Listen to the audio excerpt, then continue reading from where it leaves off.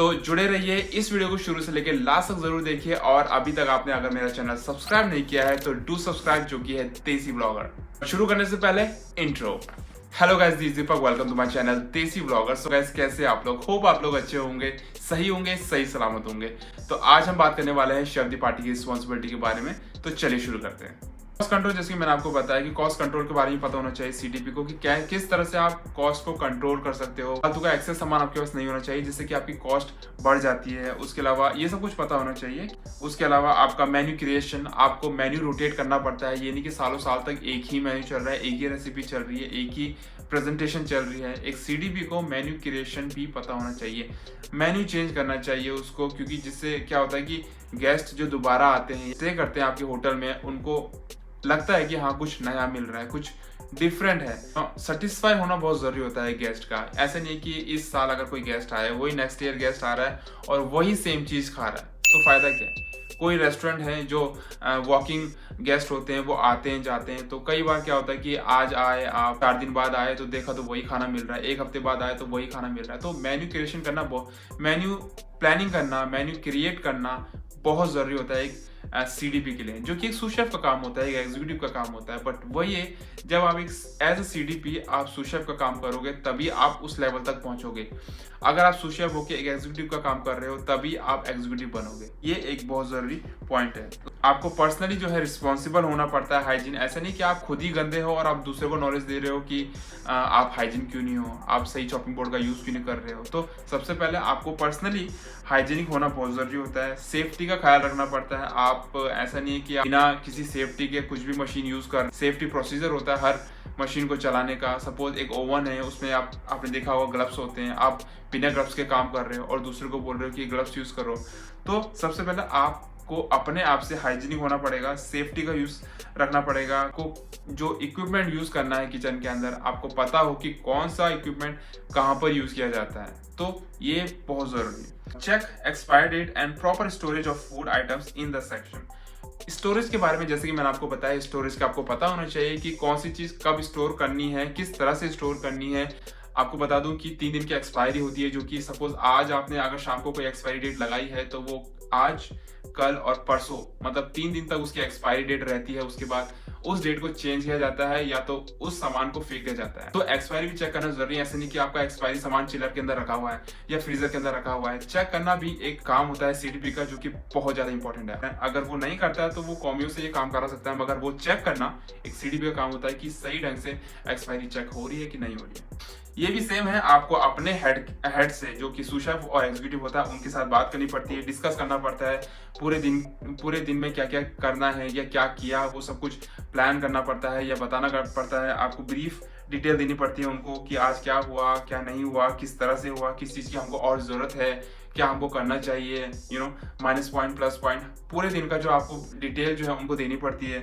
और उसके अलावा अगर आपके पास कोई इवेंट आ गया है अचानक से, या कोई इवेंट आने वाला है, तो उसकी प्लानिंग, मेन्यू प्लानिंग, क्या आप देना चाहते हैं, क्या आप दे सकते हो, वो सब कुछ क्रिएट करनी पड़ती है। और वो सब कुछ आपको डिस्कस करना पड़ता है अपने सीनियर के साथ, जो कि सूशेफ और एग्जीक्यूटिव शेफ, जो भी आपके जूनियर होते हैं, कॉमी वगैरह होते हैं, कई सारे ट्रेनिंग होते हैं आपके अंडर में, या डीसीटीपी हो गया, तो उन सबको आपको ट्रेन करना पड़ता है। आपको उनको नॉलेज देनी पड़ती है टाइम टाइम पे, उनको उनके साथ ब्रीफिंग लेनी पड़ती है, उनको पूछना पड़ता है कि आज कुछ आपको प्रॉब्लम है या आज हम क्या करने वाले हैं। ये सब कुछ आपको डिस्कस करना पड़ता है अपने कॉमियों के साथ भी, अपने स्टाफ के साथ भी, जिससे कि उनको मोटिवेशन मिलती है, वो मोटिवेट रहते हैं, जिसकी वजह से आपका जो काम है वो सही ढंग से चलता है। अगला पॉइंट है daily feedback collection and reporting of issues as they arise. ये भी सेम वही हो गया, आपको अपने सीनियर को, जो कि सूशेफ और एग्जीक्यूटिव होते हैं, उनको फीडबैक देना पड़ता है। पूरे दिन भर की दिनचर्या जो भी आपने करी है वो उनको ब्रीफ डिटेल देनी पड़ती है और रिपोर्ट करना पड़ता है। अगर कोई इशू आ रहा है, किसी चीज का मसला आ रहा है, कोई मतलब प्रॉब्लम क्रिएट हो रही है, तो वो आपको उनके साथ डिस्कस करनी पड़ती है और उसको रिजॉल्व करना पड़ता है। Carry out any other duties as required by management के थ्रू अगर आपके पास कोई और ड्यूटीज अगर दी जाती है, या कोई और ड्यूटीज आपके पास, कोई रिस्पॉन्सिबिलिटी आपके पास आती है, तो उसको आपको लेना पड़ता है, उसको आपको करना पड़ता है। सपोज करिए आपको बोला गया है कि आपके डिपार्टमेंट को या किचन को टूर पे ले जा रहे हैं, या कहीं घुमाने के लिए ले जा रहे हैं, या कोई मूवी दिखाने के लिए ले जा रहे हैं। कुछ इस तरह से भी काफ़ी सारे इवेंट्स वगैरह होते हैं जिनसे मोटिवेशन मिलती है हर डिपार्टमेंट को। इस तरह से आपके पास अगर कोई ड्यूटीज आती है तो उसको किस तरह से आप कैरी आउट करते हो वो भी आपका काम है। किस तरह से आप अपने स्टाफ को बताते हो, उनको एग्री करवाते हो, ये सब कुछ आपका काम है। उसके अलावा एक सीडीपी को इंग्लिश लिखना और बोलना भी आना चाहिए, जो कि बहुत ज़्यादा इंपॉर्टेंट होता है। उसको कई सारे गेस्टों के साथ भी बात करनी पड़ती है। वो एक हाई लेवल पे होता है किचन के अंदर, तो उसको इंग्लिश में लिखना, उसके काफ़ी सारे डॉक्यूमेंट के काम होते हैं, कंप्यूटर के काम होते हैं, जो कि उसको आने चाहिए, और वो हिंदी में नहीं, वो इंग्लिश में होते हैं। इसलिए इंग्लिश आनी बहुत ज़रूरी है। और ऊपर से अगर आप बाहर अब्रॉड आना चाहते हैं इस पोर्शन पे, तो ऑब्वियसली आपको इंग्लिश आनी चाहिए, चाहे वो लिखने में हो चाहे वो बोलने में हो, दोनों आपको आनी चाहिए।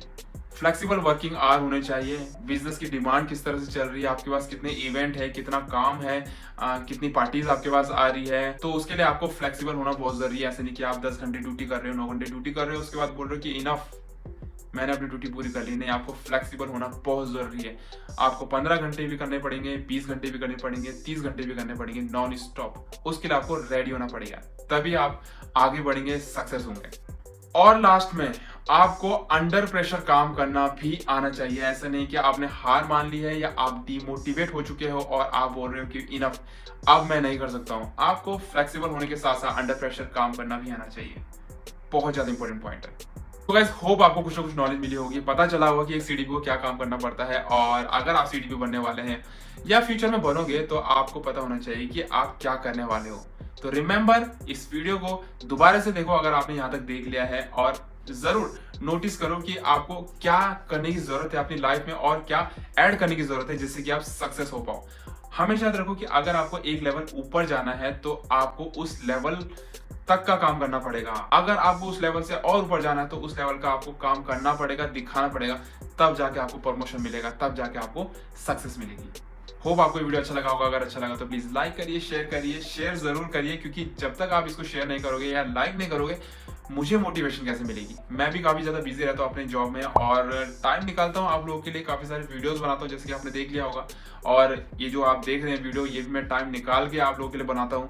काफी ज्यादा बिजी रहता हूँ। अपनी फैमिली भी है मेरी, उनको भी देखना पड़ता है। उसके अलावा मेरे फेसबुक है, इंस्टाग्राम है, जहाँ पर मैं अपडेट्स डालते रहता हूँ, और यूट्यूब है, ये इसको भी मुझे एडिट करना पड़ता है। तो काफी ज्यादा टाइम लग जाता है, और इतना टाइम मुझ पर नहीं होता है, मगर फिर भी मैं करता हूँ। और मुझे मोटिवेशन की जरूरत होती है, जो कि आपके लाइक्स और शेयर से मुझे मिलती है। तो अगर आपने अभी तक इसको लाइक नहीं किया, इस वीडियो को लाइक नहीं किया है, तो प्लीज लाइक करिए और शेयर जरूर करिएगा। अगर आपने मुझे फॉलो नहीं किया इंस्टाग्राम पे, जो कि है तेसी ब्लॉगर, तो फॉलो कर लीजिए without any space. So guys, मिलते हैं नेक्स्ट वीडियो में। See you then, see you in the next video. Bye.